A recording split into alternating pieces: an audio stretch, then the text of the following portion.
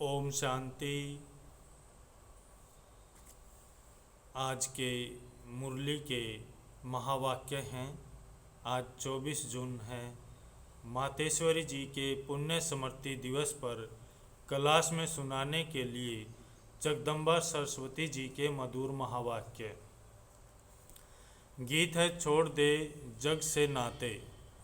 अगर हम जग से नाते ही छोड़ दे तो फिर जग काहे के लिए। अगर नाते ही तोड़ने की बात है तो फिर यह संबंध बनाया ही क्यों।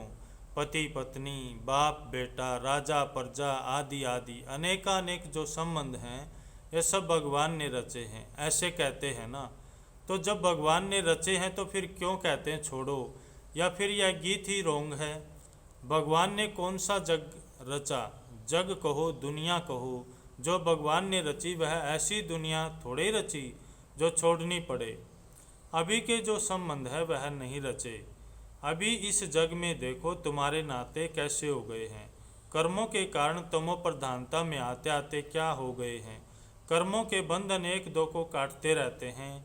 सभी नाते इस कर्म के हिसाब में तमो प्रधानता में आकर के एक दो को दुख देते और लेते रहते हैं। भगवान खुद कहते मैंने तो तुम्हारे ये दुख के संबंध नहीं बनाए। मैंने जो तुम्हारा संबंध जोड़ा था वह बंधन नहीं था। मैंने तुम्हारा श्रेष्ठ संबंध जोड़ा था, उसी संबंध में तुम सदा सुखी थे। तुम्हारे सब नाते बहुत स्वच्छ थे, इसलिए याद करते हो ना। राम राजा राम प्रजा राम साहूकार, बसे नगरी जिए दाता धर्म का उपकार। उसको कहते थे गृहस्थ धर्म। मम्मा ने कहा धर्म पति धर्म पत्नी धर्म के नाम से है ना, परंतु अभी तो वह धर्म का संबंध नहीं है। प्रैक्टिकल वह जीवन नहीं रही। इसलिए बाप कहते यह जो तुमने अपना जग बना दिया है उस जग के जो नाते वे बिगड़ गए हैं। मैंने जो जग बनाया था उसमें तुम्हारे नाते कितने अच्छे थे, कितने प्रिय थे, कितना एक दो को सुख देने वाले थे। नाते तो जरूर थे, ऐसे नहीं कि भगवान ने नाते नहीं रचे। नाते तो थे, लेकिन वे नाते कर्म के बंधन के बिना थे। इसलिए उन्हों को कहा जाता था जीवन मुक्त। जीवन में इस कर्म के बंधन दुख से मुक्त थे, इसलिए उनको कहते थे जीवन मुक्त। मम्मा ने कहा अभी तुम्हारे नाते जीवन बंध के बन गए हैं, इसलिए कहते अभी उससे छुटकारा कैसे हो। बाप कहते उससे नाता तोड़ एक मेरे से जोड़। यह एक ही लास्ट की जीवन तुम मेरे हवाले करो। मेरे हवाले का मतलब है जैसे स्त्री पति के हवाले, पति स्त्री के हवाले, बाप बेटे के हवाले, बेटा बाप के हवाले। ये तो प्रैक्टिस अच्छी तरह से है ना। मम्मा ने कहा मैं कोई तुम्हें नई बात नहीं कहता हूँ। कैसे करें क्या करें तुम यह भी प्रश्न पूछ नहीं सकते हो। तुम अपनी जीवन एक दो के प्रति देते आए हो, क्या तुम अपने बच्चों के प्रति अपनी जीवन नहीं दे बैठे हो। अपना तन मन धन जो भी कुछ है तुम उन्हीं के प्रति तो बना के बैठे हैं ना। अपना अपना तो करते हो ना, सारी जीवन उन्हीं के प्रति लगा देते हो। तो मैं तुम्हें कोई नई बात थोड़े कहता हूँ कि ये सब मेरे हवाले करो। जैसे अभी तक एक दो में करते आए हो ऐसे भी कहता हूँ तुम मेरे बनो, फिर मेरा बन करके उसे ट्रस्टी बन संभालो। तुम भक्ति मार्ग में भी कहते आए हो भगवान ये सब तेरा मैं तेरा, परंतु तेरा किया नहीं, सिर्फ ऐसे ही कहा कि तेरा तेरा भी मेरा, मेरा भी मेरा, ऐसे ही सब करते थे। लेकिन अब वह ठगी तो नहीं चलेगी ना। तेरा भी मेरा तो मेरा भी मेरा नहीं, अब यह तेरा मेरा ख़त्म करना पड़ेगा। अभी मैं तेरा तो उसमें सब आ गया, बस मैं तेरा, बाकी ऐसे थोड़े कि उनका भी मेरा अपना भी मेरा। ऐसी ठगी करने का क्या फ़ायदा, क्योंकि हम ही अपने को ठगेंगे, उस परमात्मा को तो कोई ठग नहीं सकता। पहले कैसे कैसे ठगी करते रहे, लेकिन ठगते ठगते खुद ही दुखी अशांत बने हो, क्योंकि धोखा तुम ही खा रहे हो। इसलिए अब बाप कहते वह सब छोड़ो, देह सहित सब संबंधों से बुद्धि हटा करके अभी मेरे से जोड़ो, फिर अपनापन नहीं रहेगा।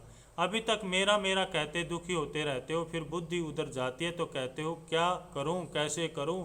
अगर तुम किसी में लटकेंगे तो नतीजा क्या होगा। यह मोह जो है ना, इसके कारण तुम दुखी बन पड़े हो। इसलिए बाप कहते हैं तुम इस जग के नाते तोड़ करके अभी मेरे बनो। तो यह जो तुमने अपने देह के बंधन जीवन के बंधन बनाए हैं उनसे निकल करके अभी मेरे बन जाओ।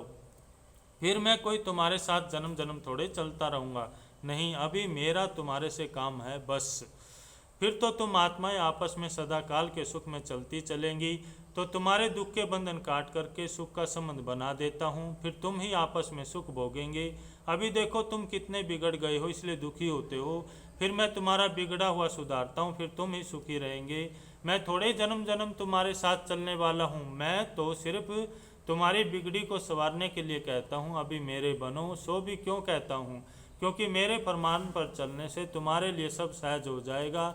मैं तुम्हें यह सहज युक्ति देता हूँ, तुम प्रैक्टिकल में मेरे हो करके चलो तो यह युक्ति काम में आवे। जैसे कोई किसी के गोद का बच्चा होता है, फिर उनका ही नाम प्रैक्टिकल चलेगा ना, ऐसे तुम भी प्रैक्टिकल मेरे हो करके चलने से तुम्हारा ही भाग्य बनेगा। बाप तो बड़ी सीधी सहज एकदम सिंपल बातें बतलाते हैं, उसे भी देखो कोटों में कोई ही धारण करने वाले निकलते हैं। बाप कहते इस छोटे से संगम युग में तुम्हारे देश, इस कॉर्पोरियल दुनिया में तुम्हारे लिए ही आया हूँ, तो कम से कम जितना टाइम हो उतना टाइम तो कुछ हमारा ख्याल करो। बाबा के बने हो तो कम से कम इतना टाइम तो शुद्ध रहो, फिर तो तुम्हारी ऐसी प्रारब्ध बन जाएगी जो तुम्हें उस दुनिया में मेहनत नहीं करनी पड़ेगी। मम्मा ने कहा अभी थोड़ी मेहनत की बात है, अभी तुम कैसे भी करके मर मिट करके भी पवित्र रहने की प्रतिज्ञा करो, अपनी दृढ़ता रखो, अपनी धारणाओं में रहने का पूरा प्रयत्न करो। बाप तुम्हें साफ साफ बतलाते हैं, तुम सिर्फ इतने थोड़े टाइम के लिए यह मेहनत करो, मैं तुम्हें और कोई मेहनत नहीं कराता हूँ, तुम्हें जितना मिलता है उसकी भेंट में कोई मेहनत ही नहीं है। मम्मा ने कहा अभी घी के गड़े मत बनाओ, यह करूँगा वह करूँगा, दुनिया का क्या कहेगी वह क्या कहेंगे। अरे दुनिया क्या कहेगी, छोड़ दो इसे, अभी यह दुनिया ही जाने वाली है, लेकिन उन बेचारों को यह पता थोड़ी है, इसलिए बाप कहते हैं ये मत सोचो, अब तो मौत सामने खड़ा है, तुम इतना लंबा चौड़ा जो बनाकर बैठे हो यह सब वेस्टेज कर रहे हो।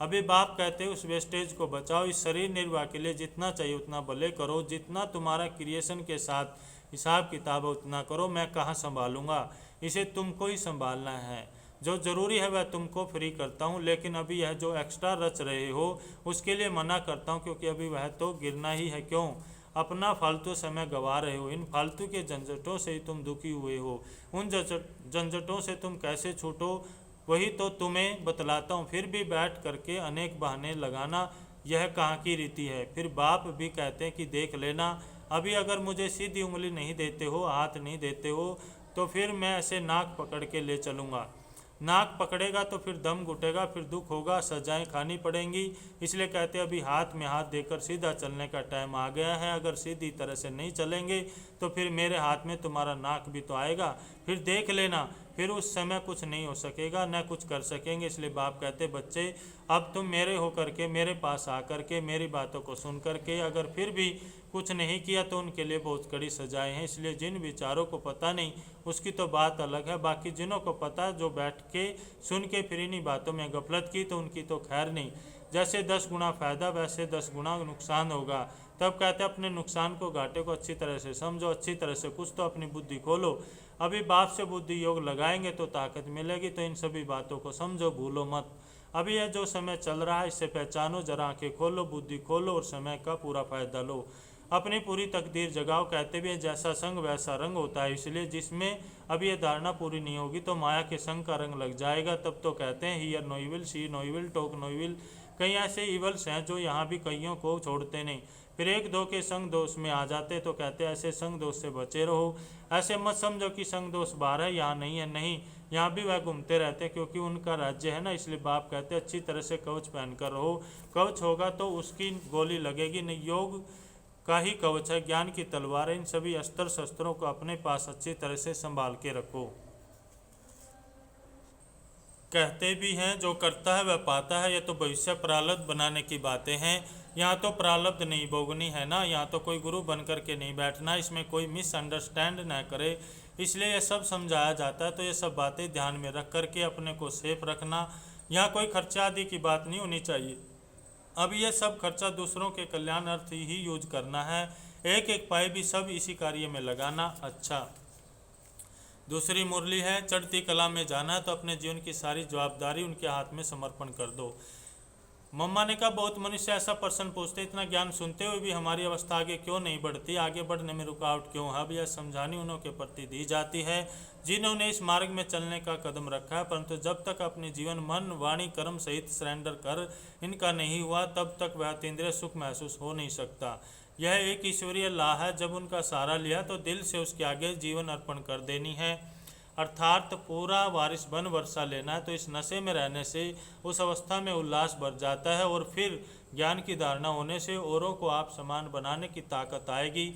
बाकी ऐसे नहीं समझना कि मानसिक रूप से हम अर्पण हो चुके हैं, नहीं, यह तो अपने को ठगना है। जब बाबा प्रैक्टिकल में आया हुआ है तो बच्चा भी प्रैक्टिकल में बनो, फिर बाबा उनके जन्म पत्री को जान कैसे भी डायरेक्शन देकर चलावे, उसमें पहले गुटकाएगा परंतु अंत में समझेंगे कि इसमें ही हमारी चढ़ती कला। तो अपने जीवन की सारी जवाबदारी उनके हाथ में समर्पण करनी है।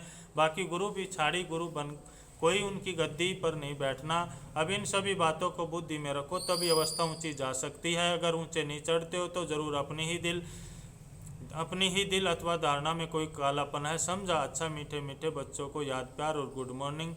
हम रूहानी बच्चों की रूहानी बाप दादा और मम्मा को नमस्ते नमस्ते, गुड मॉर्निंग, ओम शांति। आज का वरदान है, अपने श्रेष्ठ स्वरूप श्रेष्ठ नशे में स्थित रहे, अलौकिकता का अनुभव कराने वाले अंतर्मुखी भव। जैसे सितारों के संगठन में विशेष सितारों की चमक दूर से न्यारी प्यारी लगती है, ऐसे आप सितारे साधारण आत्माओं के बीच में एक विशेष आत्मा दिखाई दो। साधारण रूप में होते असाधारण अलौकिक स्थिति हो तो संगठन के बीच में अल्लाह लोग दिखाई पड़ेंगे। इसके लिए अंतर्मुखी बनकर फिर बाहर मुक्ता में आने का अभ्यास हो।